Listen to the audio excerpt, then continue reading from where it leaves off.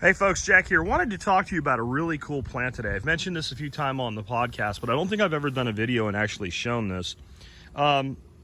This is called Huauzontle, and it's a, I would say it's one of the lost plants of Native Americans from Central and Northern South America, along the lines of like things that have been rediscovered recently, like quinoa and amaranth, in that same kind of vein, though it's a much different plant.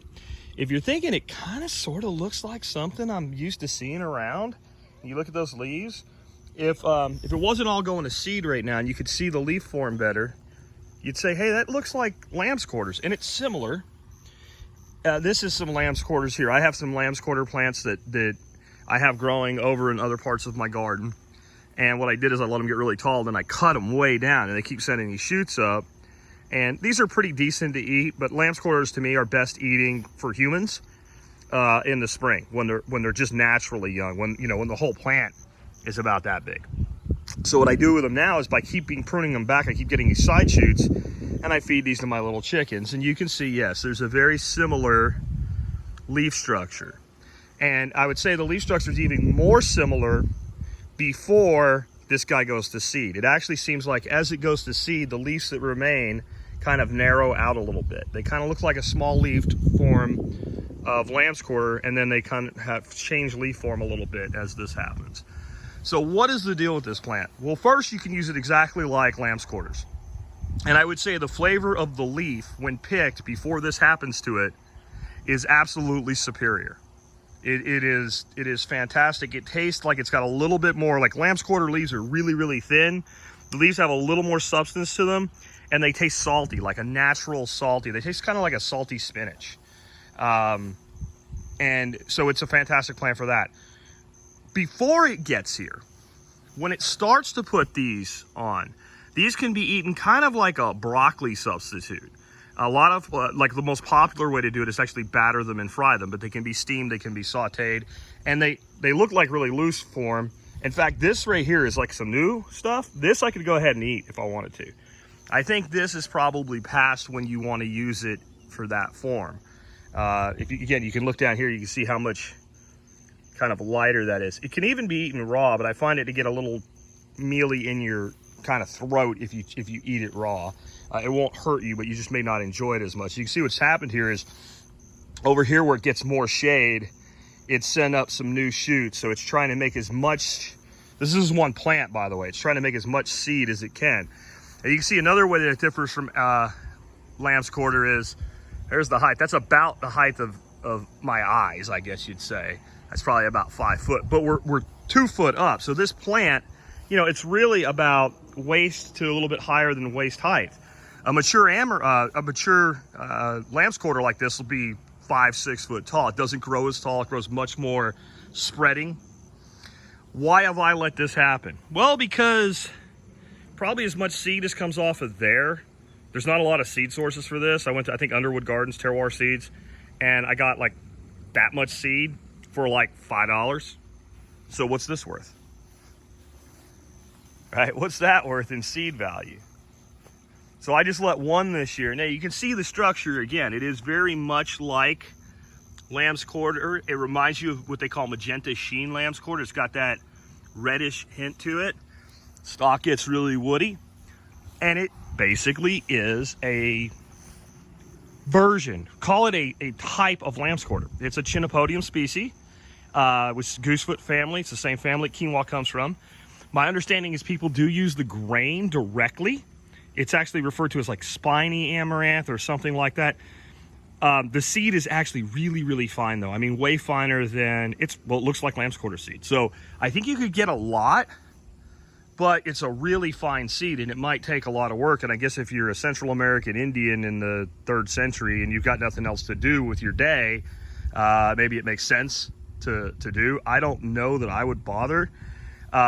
My plan is to grow a whole bed of this next year, right through here, for about this whole piece right here, to be dedicated to this and not to let it do this again.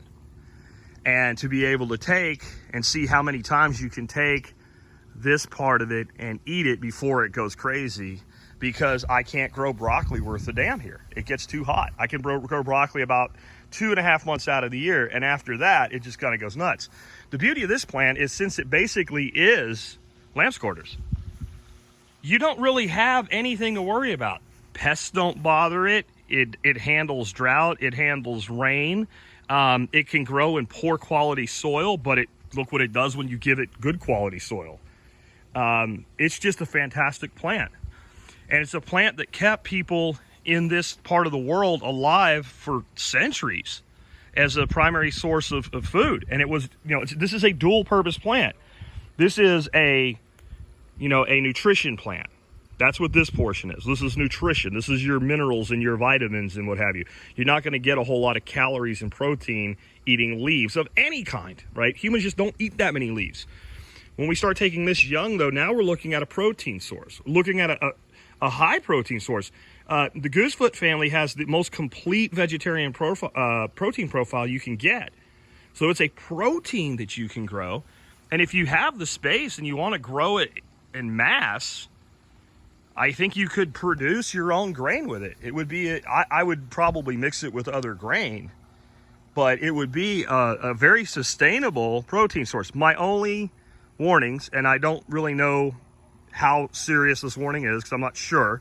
I don't think there's any place in the United States other than like the tundra where you can't successfully grow this plant and get leaf from it and get these little shoots from it. I just don't think that's a problem. You'll be able to do it anywhere. How long it needs to actually produce seed, I don't know. And I don't know how day length will change that.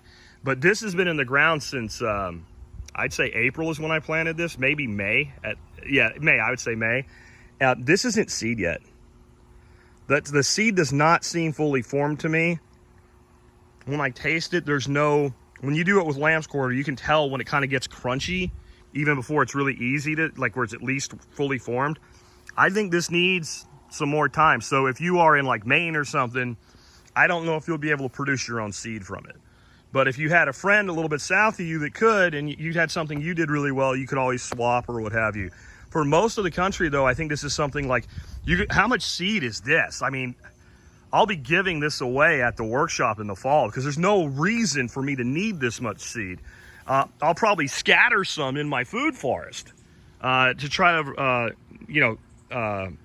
nativize it here and normalize it and get it self-replicating. And still, I mean, that's a lot of seed, just that one handful. And that would cost you $25, I would bet, if you bought it. So it's something that you can spend a lot of money on, or something you can produce yourself. In fact, I think I'm going to saute up some of these. I didn't notice all these young shoots until I did this video. I'll do that tonight and I'll let you guys know how it is. Anyway, take care, guys, and grow the unusual, grow the weeds that you eat. That's what this is. This plant has not been domesticated. It's just been selected out of the wild. We'll catch you later.